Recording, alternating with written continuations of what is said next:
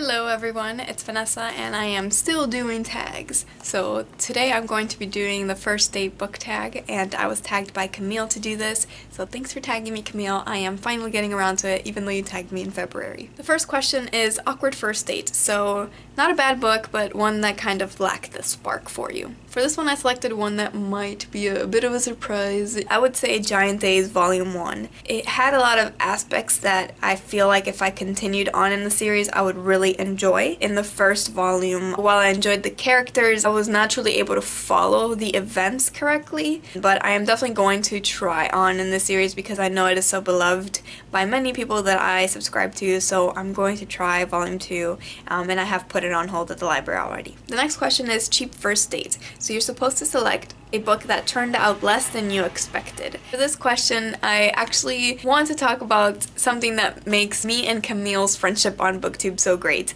We always talk about how some books she really enjoys I kind of don't like that much, and some books that I really enjoy are some that she thought were just okay for her. I like seeing kind of our different opinions on books, and we have a very different opinion about this book, for example. So I selected for this one Attachments by Rainbow Rowell.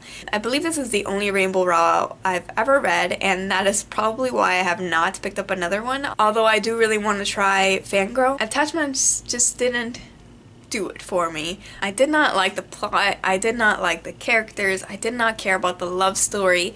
By the end of it I was rolling my eyes so hard at kind of the turn of events, how everything got resolved. Reading the epilogue was like nails on a chalkboard for me. It just really felt cliched to me, not the romance story I'm looking for. I think I'm hard to please when it comes to romance. On the other hand, Camille loves this book. She loves Attachment, and many people on BookTube love Attachments, and that's what's so great about our community in my opinion, is that we could have such differing opinions about a book and still be really good BookTube friends. The next question on here is Well Prepared First Date, so it's a book that went better than expected. For this one I picked The Killing Joke. This is by Alan Moore, and it's a classic Batman comic. If you know me, you know I'm not that crazy about superheroes. My boyfriend really loves Batman, and he's been trying to read like all the best Batman comics according to this list he found on the internet, and that one is like right at the top. And he kept talking about it, so I bought him his own copy, and then we read it together. I didn't really know what to expect when I went into it, but it really surprised me, the way the storytelling was done, kind of how one scene led to another, and the flow of it. It was really well done. The character development, fantastic, and it made me care about Batman characters, which is not something that I've really cared about that much in my life. The next question is Hot But Dumb, so a pretty book that's not so hot on the inside.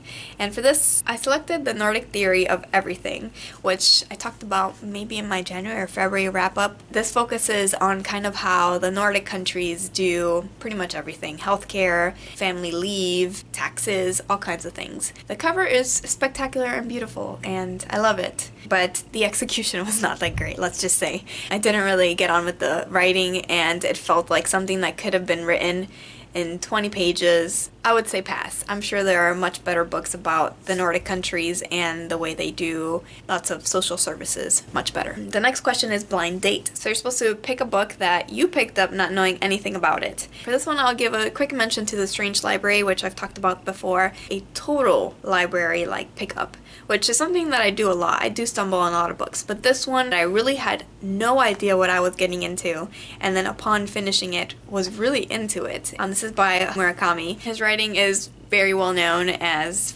full of magical realism, which this book definitely had. The next question is Speed Dating, so you're supposed to select a book you read super fast. For this one I picked The Decoding of Lana Morris. I read this for a Rainbow-thon a while back. It focuses on a group of foster kids, and there is magical realism involved as well, and the main character has a good head on her shoulders. I didn't know what to expect going into it, especially because it was YA, and a YA book that I had owned for such a long time, so I had no real expectations. I thought I was going to not even read it, and ended up reading it in like a day and a half. The next question is The Rebound. So you're supposed to discuss a book that you read too soon after a book hangover and that ruined it. I wouldn't say I get any book hangovers.